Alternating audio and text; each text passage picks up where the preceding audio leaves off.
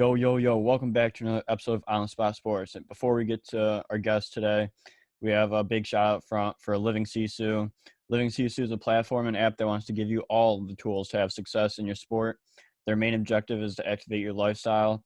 So it's for active people. Enjoy discounts at companies like BioSteel, 30% off, Body Logics, the Goalie Guild, all his books are discounted. Roan, Lululemon for men, 20% off. Online stretching programs with Eccentrics, 1 full month free. They got super silent massage guns, 20% off those. And it's a great quality. It's way less expensive than a Theragun, and it's great quality. So there's so many more discounts that you guys will need to just become a member to see. So they want to provide you with anything you need for success. So come join the community. I'm a part of it. A bunch of other athletes are a part of it. So it's free to join. It takes 20 seconds to get exclusive offers to your sport, and it's definitely worth it. So do us a huge favor and go sign up for Living Sisu's membership. It's free, takes 20 seconds. So go do it, and we'll see you there. Living Sisu is a great company. We know one of the co-founders, Zach Fricali. He's a great guy. He's the co-founder. He does a lot of live streams on Instagram at Living Sisu, with a bunch of elite athletes, and you learn a lot from like the athletes' determination, their resiliency, everything to what made them become successful. So it's been a great experience so far. So go on. I'm gonna leave the link in the description. So go sign up. Well, welcome back to another episode of On the Spot Sports. I'm Jack, and in today's episode, we are joined by a very special guest, Rob LaLonde. Rob is a former professional hockey player who has spent time in the AHL and the ECHL throughout his 4 years of playing professional hockey, as well as attended Merrimack College. Rob is now the founder of a hockey company where they create hockey stick grips called Buttendz. Welcome to the show, Rob LaLonde. Rob, how are you? Hey, what's up, Jack? Thanks a lot for having me on the show, man. I really appreciate it. Yeah, no problems. It's going to be a fun episode, so let's get right into this. Yeah, let's do it. Yeah, so we're in these like really weird times right now with like COVID going on. So like, what have you been doing to stay busy? Oh, it's been crazy, man. I mean, obviously everything started off way back in. It's been a bunch of months now. Obviously end of September, end of February, early March, you started hearing about what was happening. At the time, we were in the middle or at the end of last hockey season.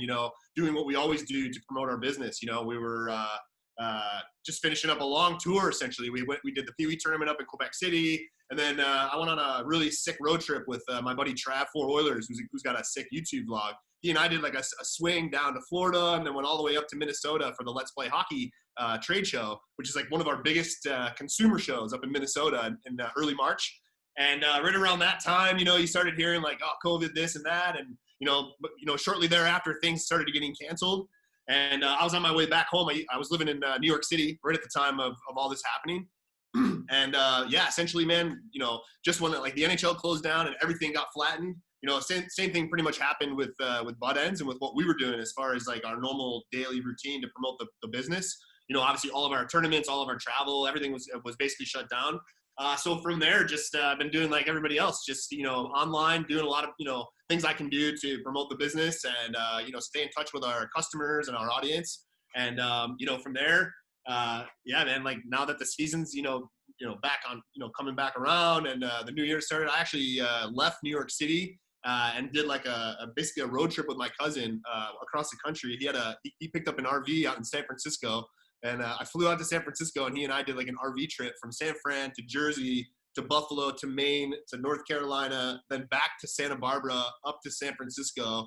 And then he and I jumped on a plane and basically rented a house in Puerto Rico, and that's where we are now. We're living in Puerto Rico and basically doing business as usual as far as post-COVID days, running the company online, basically running it from here.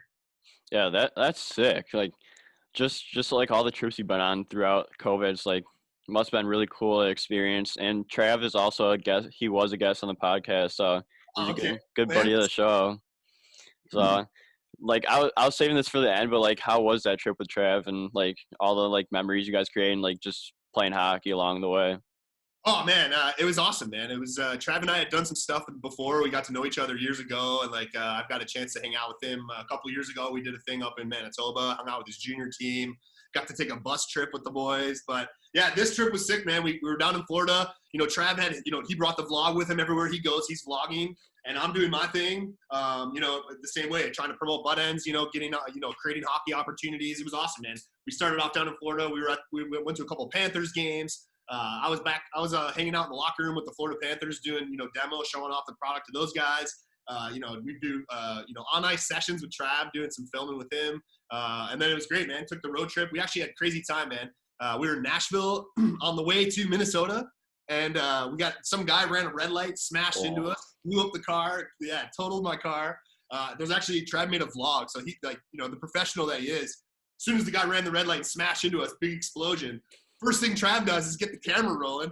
Next thing he does, he starts interviewing everybody around. You know, we're in the corner, middle of Nashville, 11:30 in the day. You know, there's all these people that saw it. I was at a busy intersection. Trav's interviewing people. They're like, yeah, that guy ran the red light. We're trying to figure everything out. Trav gets the drone up in the air before the police even arrived. So anyways, that was just a crazy story with Trav. But yeah, it was awesome, man. Getting to spend a lot of time with him on the road is always a beauty. And then we finished it up. The trip in Minnesota and Minneapolis for the Let's Play Hockey show. Like I said, like right before the whole lockdown, shutdown stuff started happening. And that was awesome, dude. Like a huge crowd of people, you know, always great up there in Minnesota. I love to get the chance to go there. Hopefully this year we can do it again with everything, but who knows? But to do it with Trav and to be on the road with him is always a special time. I'm really looking forward to hopefully the next opportunity to do that. Yeah, the guy's already always ready. He's always prepared. That's just funny that he had the drone everything up before like cops even showed up, and that must have been unreal. And like just seeing like him do that.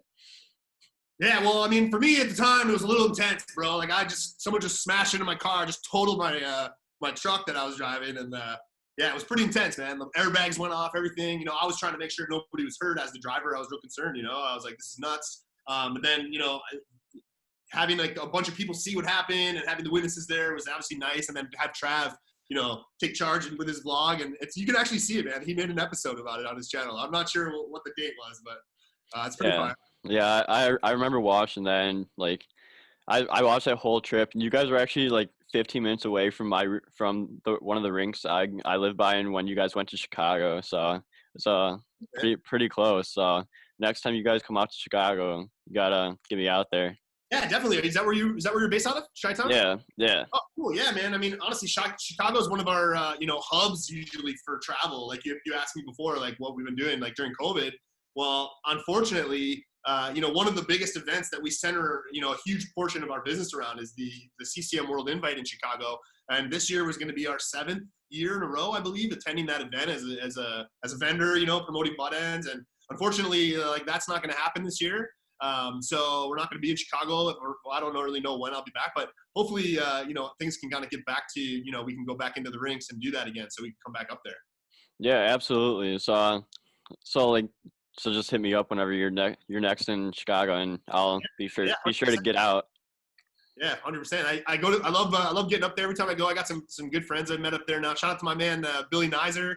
Billy the Kid, he's a young player in Chicago. We always meet up. Last year when we were there with Trav, we were making some videos. We rented some ice, and we had a really good time. It was awesome. Yeah, he played for my high school team, so I definitely. Yeah. Oh, sick, man. Yeah. Yeah, really, I've hung out with him for skates a few times, so he's a good guy. Yeah, for sure.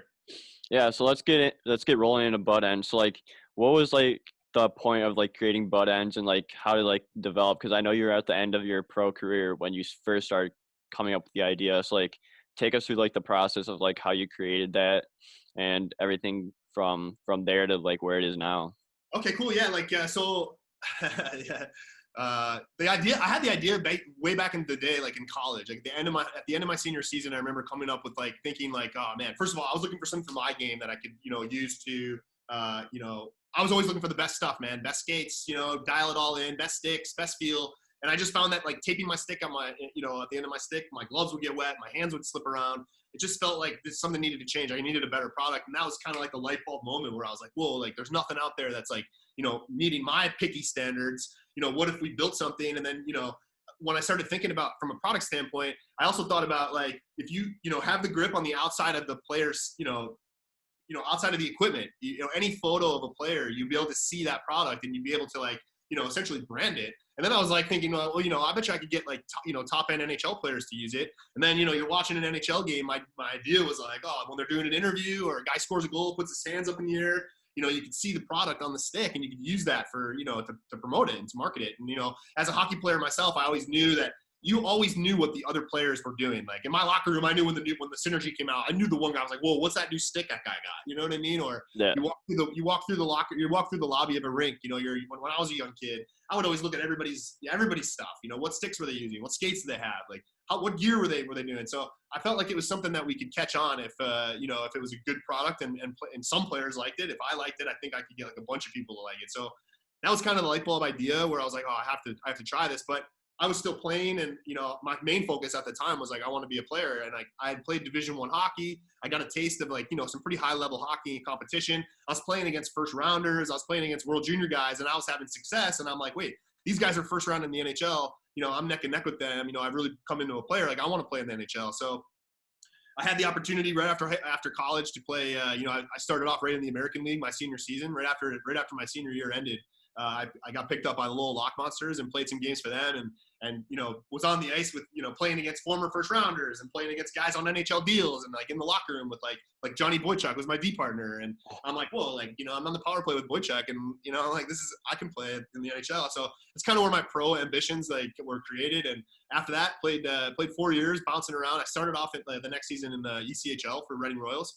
And played most of the season there. Had a few call-ups to like a couple different teams, but for the most part was an ECHL guy. And then had throughout my career started getting more and more opportunities in the American League. But it turned out to be mostly in ECHL stuff. But the whole time, really, I started thinking like, what am I going to be doing after hockey? And the idea for Buttendz, the idea for Hockey Stick Grip was really was something that I could feel like was going to be something that I wanted to do after hockey and for a long time after. I had to see that because I knew it was such a good opportunity. Or in my mind, anyway, I was like, whoa, like this is so sick.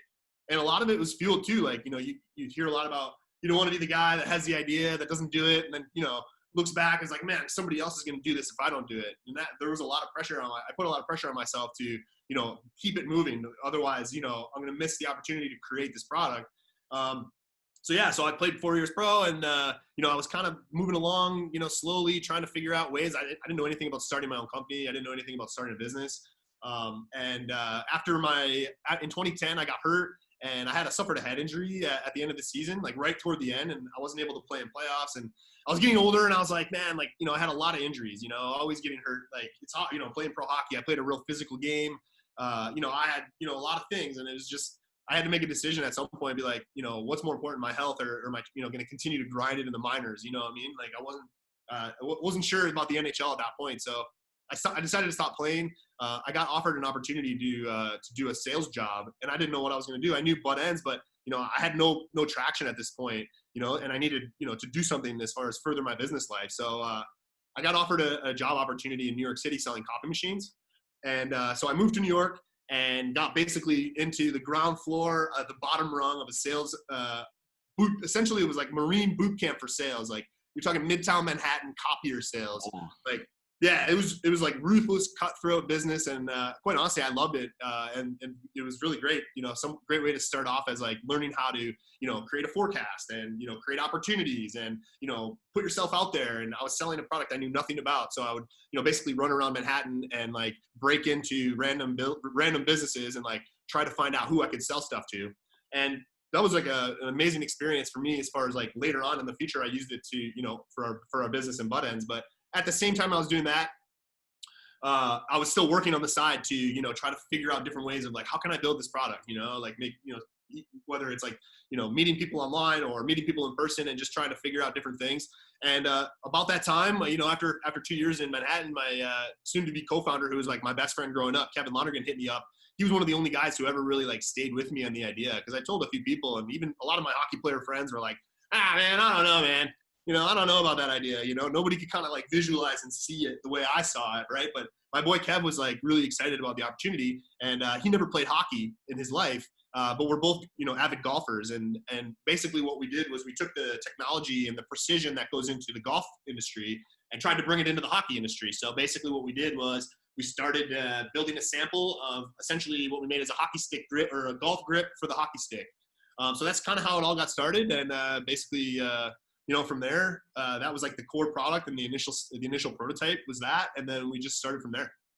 Yeah, that's just awesome. Like how like where it started to like where it is now, and like I like how you use like the golf example, and like I haven't had a Buttendz yet, but I'm planning on getting one probably as soon as this episode's done. So like with like I've noticed that it's like a golf like rubberish type thing, and it looks like golf grip. So it's good to see that it's working on like a hockey stick, and you guys also do lacrosse sticks too, right? Yeah, like along the way, it was just obviously, I guess I say obviously, it was the lacrosse had the same pain points as hockey. Guys were taping their stick haphazardly. Nobody really knows what they were doing. Dad was doing the stick. They were leaving the tape on there a long time, just like hockey. It was getting nasty. We had at that point we had been around in hockey for a few years. We had a product line. We knew how to make the different styles. Like we'd done a couple different shapes, and we're like, why not try something for the lacrosse stick as well? And it was great. We built a lacrosse grip, and then we took it basically out on the road in the same way that we took out Buttendz and kind of grew it, which was, at the ground floor, brick by brick, one customer at a time. And we would for hockey, we'd go to the rinks and we'd set up, we'd set up a booth at a tournament, and we'd talk to every single player that came through the door. Same thing with lacrosse. We'd go to a tournament, we'd be at the field, we'd have a booth set up, and every lacrosse player would come by and be like, wow, this is sick. I love the way this feels. Or like, I'm used to what I have, or it's just kind of how we got started with that too. Yeah, that's awesome. How like far you've it's been since like you started like revolved around hockey, and now it's lacrosse, and like lacrosse and hockey have like the same style like sticks kind of, except like obviously the shape, but like with like the grips and the tape. So that's cool that you guys were able to like reinvent that into lacrosse, and then how successful it's been with lacrosse as well, and like how hard like or like how different like it is from like an actual like tape stick. Or so it's definitely cool to see that. So like how Yeah. long did this process like take throughout like the entire like start to finish? Well, which process exactly do you mean? Just like creating like the grip. Like just for the first one, the first prototype? Yeah.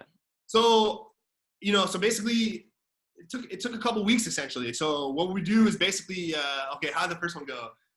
So Kevin and I were like, all right, what should we do, right? Like, how do we want it to look? How do we want it to feel? What do we want it to be like, all right? So we were like, all right, let's make like a grip that goes over the stick like a golf grip, right? So what we did was we started basically, so Kev, he's like a sourcing genius, and I'm like the guy who has the hockey idea. I know the feel I want for the stick, right? Like I know that feel I'm looking for. So basically, Kev would find a bunch of different materials, and this is the beginning. I was living in New York City. He was living in Buffalo. He essentially found me a bunch of different materials and sent them to me, like rubber samples, TPE samples, a bunch of different things. And basically, I would go through and feel the ones, and I'm like, okay, this material here is perfect texture-wise for what I think I want for this grip. Okay, so that's where we started, and then it was like, okay, now we need to decide what the product wants to look like. So we had to figure out like reverse engineer it essentially, like how is it made, and how do you like create the image for it then to be made. And basically what we do is we build it online, like you build it on the computer and you design it, and you basically use the programs that the manufacturers will use. It's it's a little bit complicated, but not really. If you start talking to any designer, that's just basically how most products are made. And you basically design the product, every little detail, every little design, every little thing is something that you thought of and designed it, basically drew it on the computer. So basically sent that to the manufacturer, the design, with the material that we wanted, and here's how we want it to look, here's how we want it to feel. They bring it together, and essentially they build it and then send it back to us. And so, a couple weeks go by, maybe a couple months now. I can't remember exactly the time, but a few weeks, not too long, they send you a sample. You basically pay them, they build it, they send it to you, and then you're like, okay, here's what we have. You basically pay for the mold, you get some samples, and then you're like, here's how it is. This is how it's going to look if we build it. And in the beginning, the first one we made came in. I remember I got them in the mail, and I was obviously so excited, right? Like, this is something that I made, and like, it's going to go. I put it, it looked funny at the beginning. It didn't look exactly like we wanted it to look, but I was able to put it on my stick, and it worked, right? So I was like, put it on. I went out, I used it. I'm like, oh my gosh, it's not perfect, but it works. But all right, we just got to make a few changes. So basically went back to the drawing board, ironed out a few things. We figured out what they see off of our drawing, and we had to fix our drawing to basically to match up with that, and made a few alterations. The second round came back to us, and it was the Flux Z, like pretty much almost exactly like it is today. And the whole process, you know, and again, now it's gotten faster because, you know, we don't make those early mistakes. You know, you learn. So now if we're going to make a grip, normally we don't have to do edits. Every once in a while though, you do. It doesn't always work out perfectly, but yeah, the first one took a couple months, and then before we know it, we had samples of like, I think we had like a couple dozen. And I remember I hit up my boy Brandon Processes in 2013. He's playing for Montreal at the time. And I was like, hey man, I got some samples of this grip, and you want to try it? He's like, yeah, for sure. I met him in Philly the night before the game at his hotel. I showed him the sample. He's like, oh, this is sick. I'll use it in the game tomorrow. I'm like, oh no, this is crazy, man. So I gave him all my grips. I had like a backpack, like 12 grips. I gave them all to him. And next day I show up to the Flyers game in 2013 in December, and Frosty skates out on the ice for the Habs, and he like looks up in the crowd and he's got the Buttendz grip on his stick. I'm like, oh my gosh, this is insane, man. So there you go. Like we started that project probably like maybe March of 2013. And by December we had a guy in the NHL using it.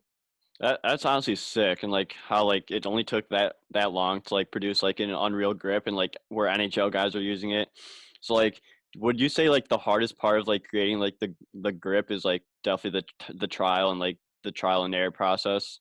Like, what do you think was the hardest part of creating Buttendz? I guess the hardest part is going from idea to conception of an idea to physical product.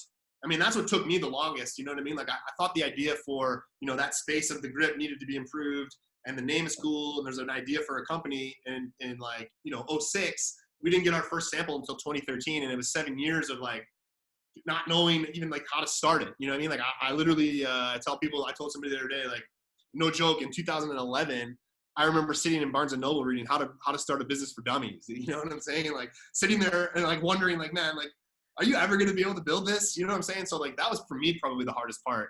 But once, you know, I partnered up with my partner and like the train started moving on the tracks, the designing things, that wasn't difficult. That was more fun. And, you know, it just kind of flowed, you know, you make mistakes, but it was like, you just kind of learn. And then it wasn't really that hard at that point. Yeah, for sure. Like I'm a graphic designer, so like I know like the conceptualize and like how to like conceptualize and put it back like on the computer. Like that's probably the hardest part, because you just got to go through like all the motions and like just like focusing on like trying to get like what you have in your mind and like on paper to like to the computer. So it's definitely a lot harder than it looks, but like you get through it, and like it seems like it's the same way for like creating the grip. So that's just awesome, like how you're able to go from like conceptualize and then put up to the product, and how it's been like the entire ride, like where you guys are now today. So like what do you think made you guys so successful, and like what do you think made you like an NHL style like brand? That's a cool question, man. I think, to be honest, the product is awesome. Okay, like it's a really cool product, but it wasn't just a product. It was like the way that we brought it into the hockey community, I think, is really what has kept us alive, and has kept us a relevant company. You know, 7-8 years later now almost, and it's by, you know, starting small, and, you know, we're only here because the hockey players have accepted us to be here. You know what I mean? Like in the beginning, we took our product, you know, and the only way we could get sales was to go to the rinks and talk to every single hockey player face to face and show them the product and ask them what they think and ask them for their money, and then they'd pay for it. You know what I'm saying? And so we had to, you know, we couldn't fake it. You know what I'm saying? And I think by doing it authentically that way, that's what's given us the clout, if you will, like later on in the market and in the industry, is because, you know, a lot of the people that, you know, that follow us and that see us have actually met us face to face, and I've talked to, you know, thousands and thousands of hockey players in the last 6-7 years as I've taken the product and the show on the road, essentially. You know, to grow the product. I didn't know what we were going to do. You know, a long time ago, I was thinking to myself, like, you know, we'll just create this awesome product, and it'll just blow up, and then somebody will come and like give you a bunch of money and buy it. Like, I was like, oh, so naive. I didn't know that it was going to be, you know, you start super small. Like, we only built the minimum amount of units because we didn't know if the hockey market would even want it. And so we started off, we loaded up the trunk, you know, literally like, we called the director of a tournament in Toronto. We were based in Buffalo. Our company's based in Buffalo, New York, which is a great hub for hockey and a great, it's where I'm from. It's where my partner Kev's from as well. And so basically we pack up the trunk full of grips, find a hockey tournament. We had our we had our grips, we had our minimum amount of units, and drove them up to the hockey rinks, set up a little pop-up shop, put up a little branding, and stand there all weekend. And every single hockey player that walked by, I would talk to them. And we did this for, that's still our strategy up until March of this year, when essentially the hockey rinks are now shut down. But hopefully we get back to that at some point. But that's kind of how we started off the business. That's how we grew it in the beginning, and that's how we sustained it. And then because of that, it's really, I said, we talked about it's opened up a lot of doors to, with marketing and, with Instagram and with all the different ways you can connect to the audience now. It's given us a lot of credibility, I think, in the market. Because again, having the chance to meet people face to face and they get to know you, and it forms a good relationship that way. So real grateful, and again, thankful to the hockey community, because we wouldn't be here today. There'd be no Buttendz if it wasn't for hockey players that enjoyed them and that wanted to use them in their game. Yeah, absolutely. That's just awesome. It's like, was it hard at that starting point where you don't get a lot of business, and all the business is slow, and you're not really producing as much as you want to? But how difficult was that? And just to see it, I bet it's an unreal feeling seeing how it's grown so far as in today. It's what was that just having it be so slow at the beginning? It didn't feel that way at the time, to be honest with you. And one of the things I'm grateful for is very early on, I realized that every day is so fun and so magical. And when you start in your business, because you're never going to be able to go back and recapture those beginning stages, right? In the beginning, you show up, and you want to be there already. You want to be popular, and you want to have people know who you are. But at the beginning, nobody knows who you are. And so you stand there, and people are like, "What's your brand?" And look, some kid I remember looked at me like, "What's your brand, dude?" You know what I mean?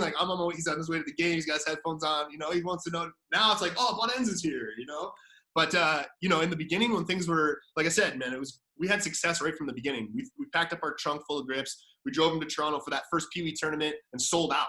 And to me, I was man, even just to sell one was sick, right from the beginning, though, there was always excitement. And I remember in the very beginning when we got our first online order, and we used to see, my partner and I used to watch it, and we'd get one order a day, and it'd be "Oh, dude, look at this. People are on the website. People are messing with it." And again, we never really, we've been growing it brick by brick, as I said earlier too, where it's, incremental growth each month. And, we go to these tournaments, we'd have success. I did some tournaments early on too, that we didn't have as good a success, different age groups. I went to a junior showcase in Colorado, and I think I only sold 3 all weekend, especially it was really early, really early on in the business. We didn't really figure out where we fit in as well at that moment. But then, things like, early on in the company, we did the Peewee Tournament, which is a tournament I played in up in Quebec City. And I remember I went up there, and to go back as a company, before I was there as a player, and then to go back as a company, and we had a great weekend. We sold tons of grips and had a lot of success. And yeah, I don't know, to answer your question, it never, I was so happy to get any sales at the beginning that it didn't seem slow. It was just to sell, just to have it, to create it, to package it up, and then to sell it, and then to see a player go out in the game and enjoy the product that you built was enough to stimulate and keep the energy going. It wasn't really all about, it never really was all about having a ton of sales or, a ton of success or, financially. It was more about, that experience, and then recognizing it and knowing that each year was a growing year, and we'll never be able to recapture that beginning year. And so as a memory, it's awesome. Yeah, exactly. It's just like the podcast too. It started out slow. We'd begin maybe 10 views and not that many subscribers and people that watch, and then you keep going, you keep digging, keep grinding, and then you get 30 views, 40 views, and now we're at 50, 60 views on average. We got 55 subscribers on YouTube, and over 1,000 views on Spotify, Apple Podcasts, and all that. And then we're 80 episodes in, so it's been a process, but but you just gotta have fun with it and just do it for the moment, just keep grinding, do it for the process, trust the process. And after that, it's fun no matter what, as long as you keep having fun, keep producing quality content. So why not just do it? want us to keep Yeah, man, keep keep going. going and don't quit. And there is no destination. You know what I'm saying? Like, there is no destination for what I'm doing. It's like I want to, enjoy the moments that you're in, because you won't be able to get these moments back ever. This is only once in a lifetime, and then the next thing will happen, and those things are going to be in the past. So enjoy the early stages for sure. I mean, that would be my advice too. Yeah, exactly. Just have fun. That's all you can do, and enjoy life. That's pretty much all you can do at Go this hard and have point. fun. Just My yeah, father used to tell me before games, go hard and have fun. exactly. Do that. Yeah, exactly. So like, what are some of the benefits of having a butt ends grip compared to like a regular traditional like tape stick? Like I mentioned some of the things before. I mean, we tried to hit as a player. I was obsessed with performance and excellence. Everything had to be dialed in just perfect. And what we tried to do is, like, I don't know if a player, if you leave your tape on for a while, very quickly the tape gets worn down, the shape changes, it gets wet during games, it becomes slippery. Those are all things that we tried to solve with the Buttendz grip. So now you're going to have a consistent grip. It's always going to be the exact same shape. I equate it to like the Princess and the Pea, the old that old fairy tale story where as a hockey player, I was like the princess. I could feel the pea underneath like 20 mattresses, right? Like same with the hockey grip. If I had a little variance in one of my sticks from my tape, because I was taping my own sticks, I'd feel the three different sticks would feel three different ways, because I was That doing is them. true. Yeah, yeah. And so what we have is every single time you grab the Buttendz grip, it's going to feel exactly the same. You got that golf technology brought over to hockey. If tape was so good, believe me, Tiger Woods and the golfers would be taping their driver before they went out to play. They wouldn't be using rubber golf grips. You know what I'm saying? Same kind of thing with hockey. You get that nasty performance. You get that really nice soft feel, right? You can feel the puck. The rubber grip is natural rubber made from a rubber tree, just like the hockey pucks. So you get this really unique feel where you can feel the puck up through the stick. And when you're shooting, you'll know the difference, dude. Because like when you're torquing on that top hand, your power hand, your pull hand, as Tim Turk, my boy Tim Turk, NHL shooting coach, likes to talk about, that's where you get the most pop. Your drive, your turning hand, you really get a lot of torque on the stick, and just that excellent feel in the fingertips. Also, your gloves are going to last longer. You're not going to get those holes in them as quick like you do with tape. It doesn't have that chemical adhesive that slides through. It gets, all hockey players know about that hole mid-season. We tried to help with that. And then also it's reusable. So if you buy one and you put one on your stick, it breaks, you can take it off and put it on another stick. And we've got guys at the OHL level that'll, they take them from stick to stick and they rotate them, and they always have that nice feel. So Yeah, that like hockey, like where you get holes in your gloves and like that like sticky like stuff inside your glove, that does not feel good. And like it oh, definitely ruins your gloves. That's for sure. yeah, and then like so for me, it was like the beginning of practice, your gloves are dry and the tape is dry, and your tape is too sticky. And then by mid-practice, it's maybe you have like a few moments where it's okay, and then it's too wet, and then your gloves are wet and your hands are slipping. So it's like the whole practice. For me, I would get in college, you don't get many opportunities, man. You get on the power play, someone sets you up for a one-timer. You can't have the stick twist in your hands when you get that one chance on a one-timer. You need to bury that, man. You need to put that under the bar. You know what I'm saying? And I would have too many times I'd have stick spin, or it wouldn't be where I wanted it, and that's what we wanted to fix with Buttendz. Yeah, exactly. My player gloves are that way, where like with like sticky residue, and like they'll get wet like mid game, and like it's not great, and like your hands get cold, your hands slip. And then same with my blocker for goalie, like the same thing like happens with like just the tape and just rubbing up against it. It's just it makes the color of the palm like super like not that great, and like you don't even want to look at it because it looks disgusting. So Yeah, I definitely gotta get a butt ends grip, and I'll definitely do that I'll send after you a this grip episode. for having me on. I'll send you a grip for having me on. Hey, I appreciate that. So thank you very much. Yeah. So what's been like how much does a grip like cost for all those wondering, like where can they order one if they want to get one? So the grips are $24.99, $25, and we also have specials on our website where you can buy them in multi-packs and save some money, and you can get them at buttendz.com. That would be sick. Or you can also get them at hopefully your local hockey shop, Pro Hockey Life, Pure Hockey in the States, and many local shops as well. But yeah, that's pretty much anywhere hockey's sold. If they don't have them, you should ask them why not. Yeah, Question them like, why am I shopping at a place that doesn't carry Buttendz? Like they must not be on top of things here. that'll definitely get them to come to you and guys and buy them for sure. So Yeah. all about the business and the brand. So just gotta keep grinding away, keep trusting the process. Like what has been like? Do you have any like stories from like behind the scenes of like some of like the failed grips you guys have had, or like some of the most like successful grips you've had, and like how like it was like behind the scenes and like producing it? Yeah, we've had. I'll tell you a couple like fails, right? Like, well, it was not really a fail, but early on in the process, our second grip we designed was the Twirl, and it was a sick grip, and we made it really funky, and it had these like little bumps, like these little dots, and they had grooves around them that we painted for color. So we wanted it to look a certain way, but the grooves where they put the grooves in to put the color made the grip a lot thinner at that spot. So, we're a small company. We just came out with our second grip. It was super popular. Everywhere we went, people loved it, right? It looked nasty, it felt great, but it wasn't as durable as we needed it to be from a customer service point of view. Like, we didn't want to be like, selling a grip and then it goes out in 2 days and rips, right? Like, we want it to be Yeah. durable. It's part of the upsell. But this grip, which was sick, and people love the feel. We were having troubles, and it was like right around holiday one year, right around Christmas time. We had a bunch of grips out, and we were, I don't know if it was like a batch of them or something that we got, but we were having a lot of problems with the twirls that were ripping. So, as a young company, I'm like sweating and I'm freaking out. I got hockey players that are, trying my product for the first time, and, maybe it rips on them. And I remember we were doing like having basically all hands on deck customer service. So it's my partner and I, right? There's just two people in our company still to this day. And so we do all the customer service ourselves. And, we had to spend a lot of time that year, nurturing customers because we were having a lot of problems with the rips. We eventually, we discontinued that line and we redesigned the Twirl. And we came out with the Twirl 88, which is our current grip that's out right now. And it's, we fixed that issue from durability standpoint. And so that was kind of I guess like something that you might consider a fail, but we tried to make it a positive in our company. And then we were actually, because of that product, we actually worked with Patrick Kane of the Blackhawks to design the Twirl 88. So we got to work with a Hall of Fame guy, Stanley Cup champion, and he helped us design the Twirl 88, which is what you see now on the shelf.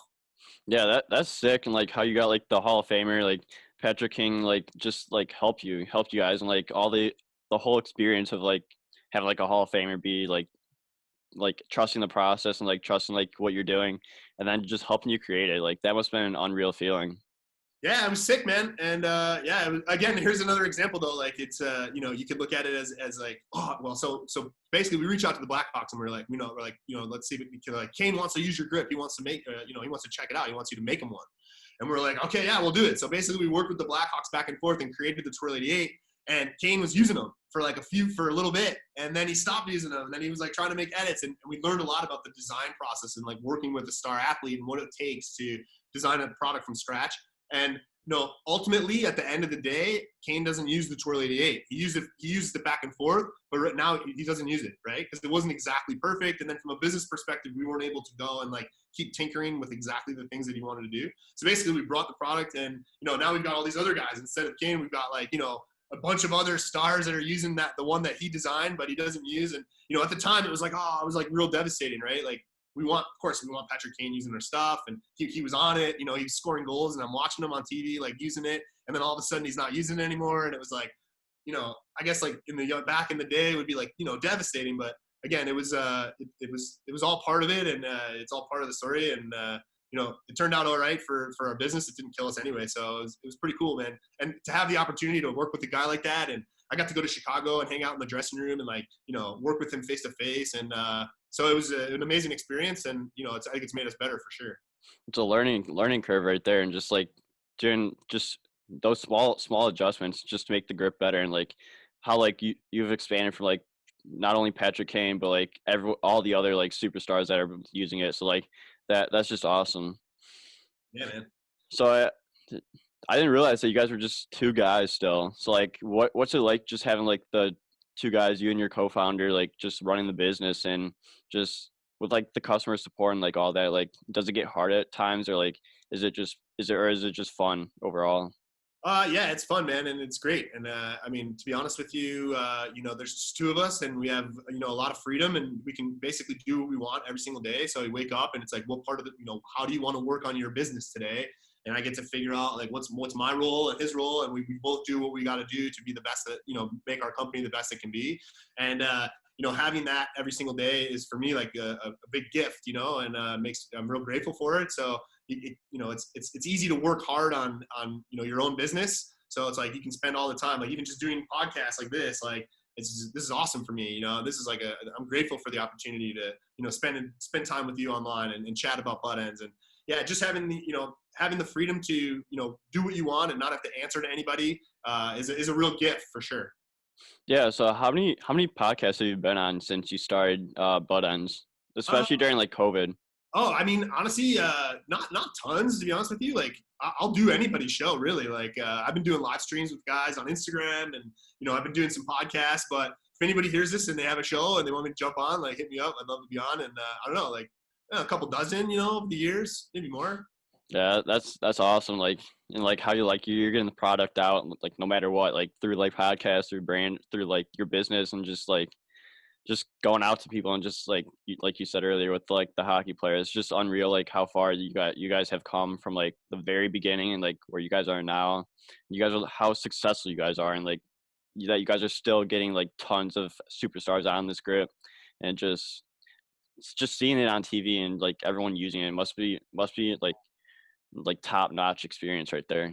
Yeah, dude, it's changed my whole perspective of hockey. You know, watching hockey for me was always great, and I was a player, and I loved it. I spent every day at the rink, and but then all of a sudden, like to have a business, and I don't play anymore. But to see players on the ice using your product, like, oh man, I feel like I'm part of the game. You know, every game, Peewees, kid, like '09s, like you know, last year spending coaching with '09 team, and or going to the NHL games and seeing an NHL player and watching them, you know, use it. It like almost feels like I'm out there with them. You know what I mean? So it's like super exciting for sure.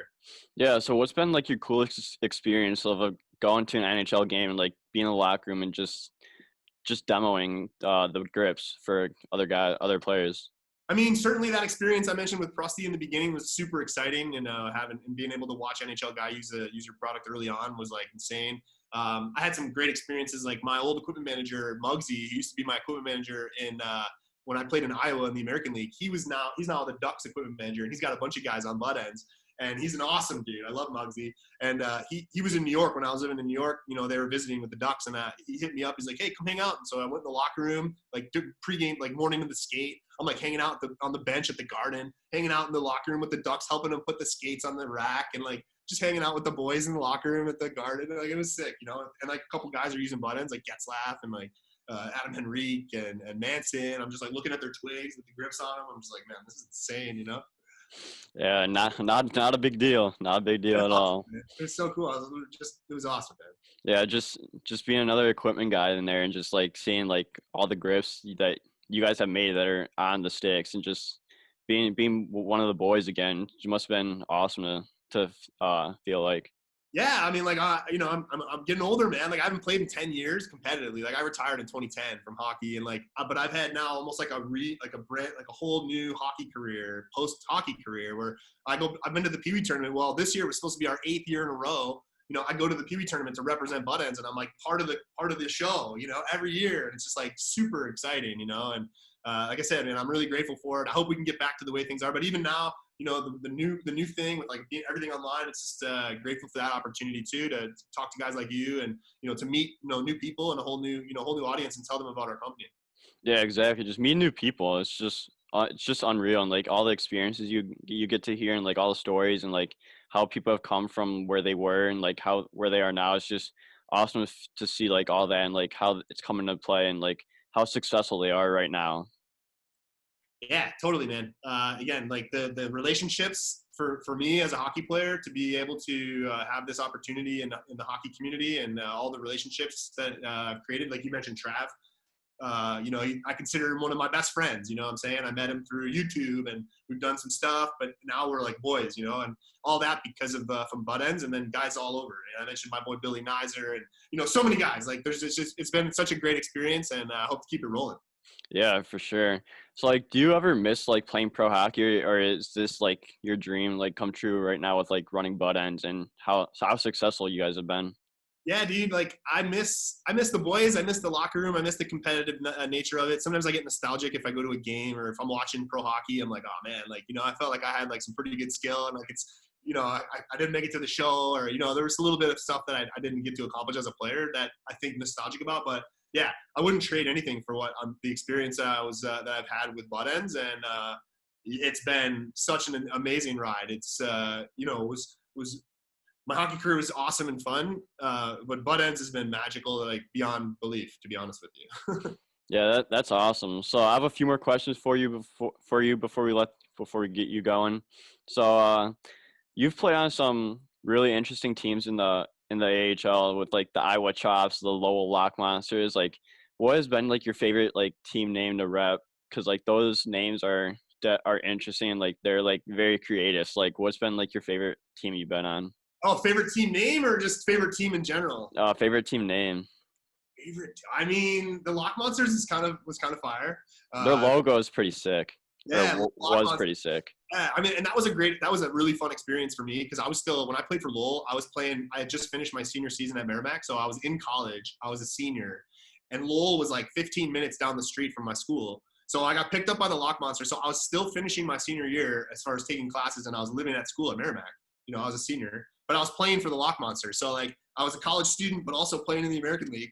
And I was in college, and there's tons of parties. And I remember, so I'm like the new guy on the Lock Monsters, and like these guys are in Lowell, and like there's not a ton to like going on in Lowell, like during that year or whatever. But all of a sudden I'm on the team, and I'm inviting all the boys to the parties after the games, and like so now I got the whole Lowell Lock Monster team coming to Merrimack, going to the parties, and they were just like, I was the hero, believe me, of that team. They loved me. So that was a pretty nostalgic, fun time for sure. I'd have to go with that. Yeah, that's definitely one way to get popular. Is just bringing the team to parties and Yeah, just enjoying the time. What was that experience like in Lowell? Because like you played 7 games for them, I saw. So like, what was like playing with the Lowell Lock Monsters and still like living at college, like you said, and just taking classes? Like, I bet your popularity definitely went up, even though it was probably already up there, but it was like it probably got a lot higher after that.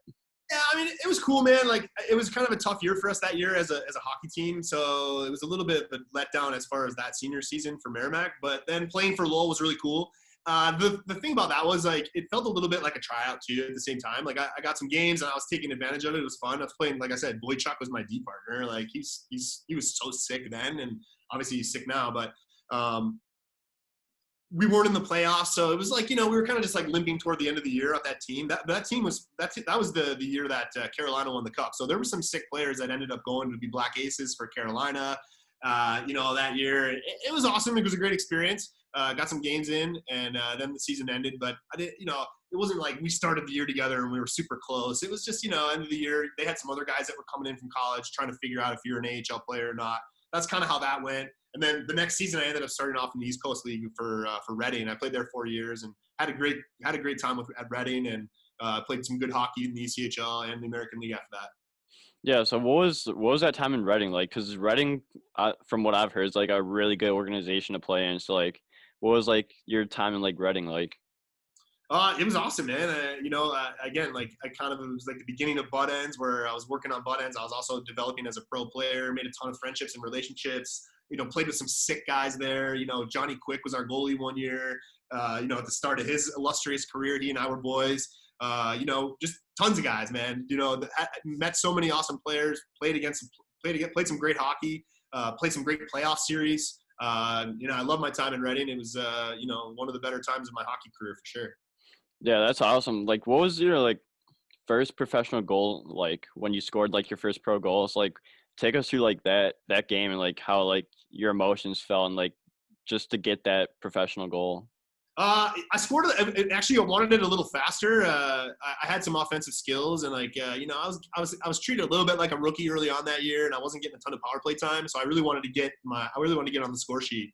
And I remember we were in Dayton, and I got a puck at the blue line. It was just one of those standard D moves where I'm pretty sure I got it on my backhand, walked it to my forehand, and got it to the net.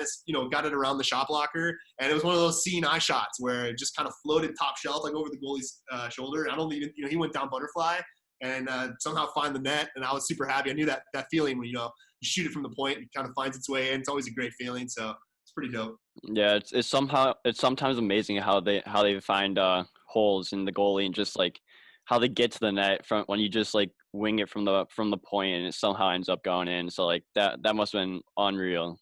Yeah, super sick, man. Plus Dayton's is sick. It was awesome. It was back in their old barn when it was super small, and like, oh, they had you sit in the opposing team's bench, literally sits with the fans. So you got like literally people drinking beer on your back, like while you're on the bench, getting ready for your next shift. Like it's super crazy. Yeah, that's awesome. Like Dayton's not a team anymore, so like what? It's like Dayton's on a team anymore? I don't think so. Not on the coast. Oh, But like, what was their team name? when I was there, Yeah. they were the Bombers, and I think they turned into the Walleye. Oh no, I'm not sorry, not Dayton, Toledo. Dude. Toledo. Yeah, Toledo. Okay, Dayton. That was a different team in our league. That was a different ring. Sorry, yeah, Toledo. Toledo. Yeah, there we go. Toledo's still a team, so that's Okay, yeah. Then they became the Walleye, and they built that new facility. That's pretty sick. But yeah, for sure.